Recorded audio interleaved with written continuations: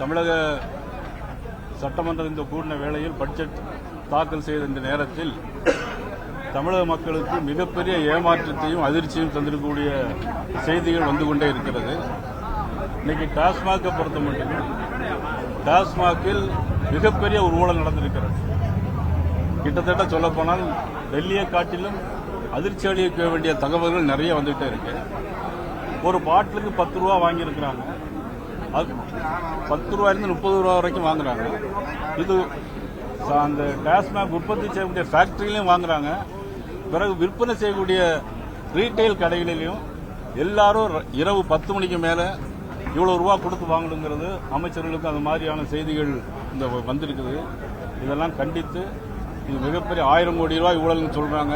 ஆனால் அதையும் தாண்டி இன்னும் என்னெல்லாம் நடக்க போகுது என்பது தெரியவில்லை. ஆகவே அதனை கண்டித்து நாங்கள் இன்றைக்கு பாரதிய ஜனதா கட்சியின் சார்பாக திருமதி வானதி சீனிவாசன் அவர்கள், அண்ணன் திரு காந்தி அவர்கள் இன்னைக்கு நாங்கள் வெளிநடப்பு செய்திருக்கிறோம். எங்களுடைய உறுப்பினர் சட்டமன்ற உறுப்பினர் மதிப்புக்குரிய திருமதி சரஸ்வதி அவர்கள் இன்னைக்கு வரவில்லை. ஆகவே நாங்கள் இன்றைக்கு வெளிநடப்பு செய்திருக்கிறோம். அது மட்டுமல்ல, இன்னைக்கு ரூபாய் சின்னத்தை பொறுத்த மட்டும் ரூபாய் சின்னத்தில் மாற்றம் கொண்டு வர வேண்டும் என்று சொல்லியிருக்கிறாங்க. ஆனால் இதெல்லாம் எங்களை பொறுத்த மட்டும் எங்களுடைய கேள்வி என்னன்னா, இதை கொண்டு வரும்போதே ஏன் எதிர்க்கிறது? இந்த சின்னத்தை உருவாக்கியது திமுக எம்எல்ஏ திரு தர்மலிங்கத்துடைய மகன் உதயகுமார், உங்களுக்கு எல்லாம் தெரியும். அதை கொண்டு வரும்போதே இதை எதிர்க்கணும். அது மட்டும் இல்ல, ஒரு பதவி பிரமாணம் எடுத்திருக்கும் போது ஒரு மத்திய மாநில அரசு ஒரு பட்ஜெட்ல கொண்டு வரும்போது பதவி பிரமாணம் எடுத்து தான் இதெல்லாம் கொண்டு வராங்க. ஆக இந்திய அரசியல் சாசனத்துக்கு இது எதிரான ஒன்று. ஆக இந்த மாதிரி செயல்களில் ஈடுபடுவது என்பது தவறான. ஆக இதையும் கண்டித்து நாங்கள் இன்னைக்கு வெளிநடப்பு செஞ்சிருக்கிறோம். அப்ப அந்த ரூபாய் பாத்தீங்கன்னா எப்பவுமே RSN தான் இவங்க தமிழ்ல ரூபம் கூட முதல்ல போடுவாங்களே. ரூ போடுவாங்க. இருந்தாலும் சர்வதேச அளவில் இன்னைக்கு ரூபாய்னா எப்படி தெரியும்? அந்த சிம்பல் தானே தெரியும்.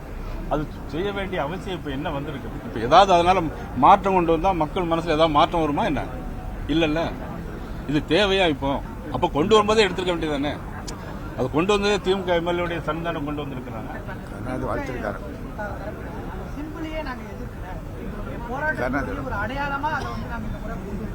இல்ல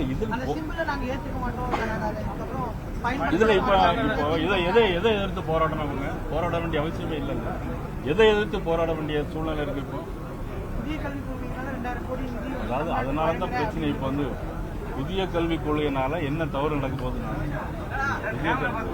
இன்னைக்கு புதிய கல்விக் கொள்கையில என்ன பண்றாங்கன்னா, இந்திய படிங்கன்னு அவங்க சொல்லல, ஏதாவது ஒரு மொழியை படிங்கன்னு சொல்றாங்க. அதுதானே இன்னைக்கு நாட்டில் நிற்கிற வந்து ஏதாவது ஒரு மொழியை படிங்க.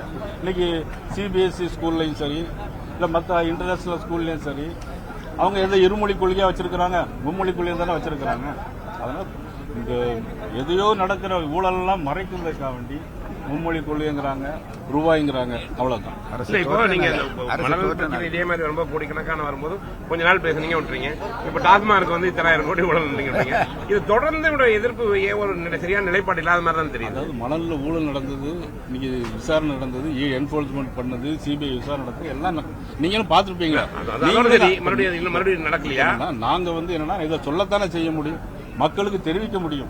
நீங்க அதை வந்து உங்க பத்திரிகையில ஊடகத்தில நீங்க வந்து மக்களுக்கு தொடர்ந்து ஞாபகப்படுத்த வேண்டிய வேலையே உங்க வேலை தான். இருந்தாலும் எதிர்கட்சி நீங்க எல்லாம் பண்ணலாம்ல. கண்டிப்பா அதான் பண்ணிட்டு இருக்கோம் இப்போ.